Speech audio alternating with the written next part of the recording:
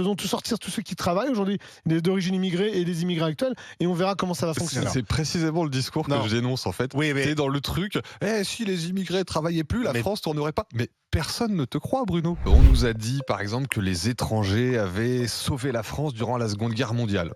C'est faux. On nous a dit ensuite, ce sont les étrangers qui ont reconstruit la France après la Seconde Guerre mondiale.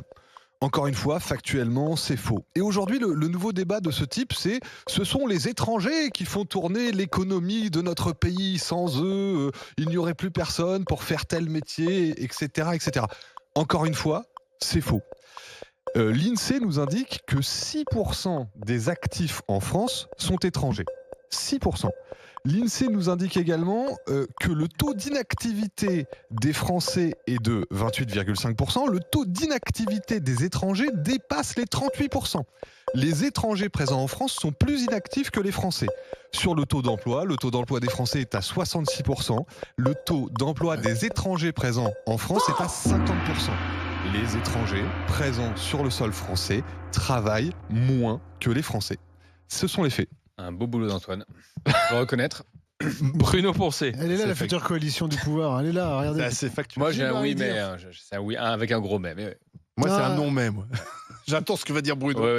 Commence à l'autre côté, moi je te le dis tout de suite.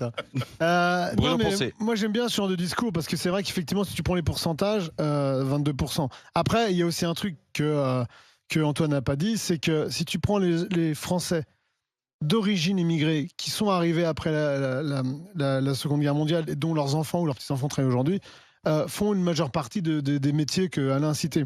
Parce que moi qui ai habité à côté du chantier du nouveau tribunal de Paris, je n'ai jamais vu un Français, d'ailleurs à moi, des fois les mecs qui me demandaient des adresses pour aller manger ou aller... Tu connaissais leur papier ou tu les reconnais à la couleur de peau là, alors déjà, le mec je lui demandais, parce qu'il n'y en a qu'un seul qui parlait français, le mec m'a dit ils étaient tchétchènes et ils étaient africains, parce que ceux qui étaient africains ils savaient parler français. Donc tu vois, aujourd'hui dans beaucoup de métiers, si demain tu retires les étrangers et... Parce que vous avez aussi cette tendance-là à dire les étrangers, puis des fois aussi ceux qui sont d'origine étrangère. Là, effectivement, ça va moins bien fonctionner en France. Moi, hier, j'étais dans le 7e, tout autour de l'Assemblée nationale, et je me baladais devant des écoles. Je voyais des petits blonds là qui étaient ramassés à l'école par des mamans qui étaient pas là, parce que souvent la maman elle était noire ou maghrébine. Et je me dis tiens, c'est bizarre, tous ceux qui veulent nous pondre des lois et machin, eux ils appliquent pas ça même parce qu'ils emploient que des gens qui sont certainement d'origine soit d'immigration présente, soit d'immigration passée. Donc moi ça me fait assez rire cette hypocrisie. Et moi je rappelle juste que demain, faisons sortir de France tous ceux aujourd'hui qui la font avancer, faisons sortir tous ceux qui travaillent aujourd'hui, d'origine immigrée et des immigrés actuels, et on verra comment ça va fonctionner. C'est précisément le discours que je dénonce en fait. Oui, mais... T'es dans le truc, si les immigrés travaillaient plus, la France tournerait pas. Mais personne ne te croit, Bruno. Alors, ça n'est pas vrai exact. parce que Bruno exagère. Il surestime, je pense, à part des étrangers dans l'économie française, je pense. Et toi, tu sous-estimes que le fait que dans certains secteurs, notamment le secteur des travaux publics, si du jour au lendemain, on ne prend plus de main-d'œuvre étrangère, le tramway s'arrête, on ne peut plus construire de nouveaux tramways, on ne peut plus faire chantier. Mais pourquoi ? Parce qu'effectivement, ces postes. Dans la moitié de la France, c'est des Français qui occupent ces boulots. Mais tu vois, le tramway qui a été construit jusqu'ici, c'était que des Maliens, etc. Pourquoi ? Parce qu'on a du mal à trouver une main-d'œuvre française. Alors moi, je pense, et là je ne serais pas d'accord avec Bruno, c'est qu'on devrait faire travailler ceux qui sont au chômage. On a encore plus de 7% de chômage. Exactement. On a encore beaucoup de Français qui sont en inactivité. Il faut les faire travailler, quitte à les faire travailler dans ces métiers-là, qui soient mieux payés, mieux rémunérés, etc. Mais c'est ça qui est incompréhensible. On serait dans une période de plein emploi. Exactement. On se dirait, bon, effectivement, maintenant, on a besoin de nouvelles main-d'œuvre. On n'est pas dans une période de plein emploi. On a un chômage plus fort chez nous que quasiment chez tous nos voisins, sauf ceux du Sud, on sont en plein emploi. L'Allemagne est en plein emploi, la Grande-Bretagne quasiment, etc. Nous, bon, ça c'est un des échecs de Macron, mais bon, aujourd'hui, tu es quand même obligé d'accueillir cette manœuvre étrangère dans certains secteurs. On ne peut pas faire autrement. Tu n'es pas obligé. Avant de trouver d'autres solutions. Tu viens de démontrer qu'on n'était pas obligé. C'est fabuleux. Tu viens de dire il reste des Français qui ne travaillent pas, on pourrait les mettre au travail. Ils le font pas. Et tellement mangé par le politiquement correct, tu finis par dire on est obligé quand même de les faire manger. C'est le pragmatisme. Toi, Antoine, t'es mangé par des choses qui sont quand même vraiment pas loin d'être correctes quand même. Parce que de croire qu'en France, les choses...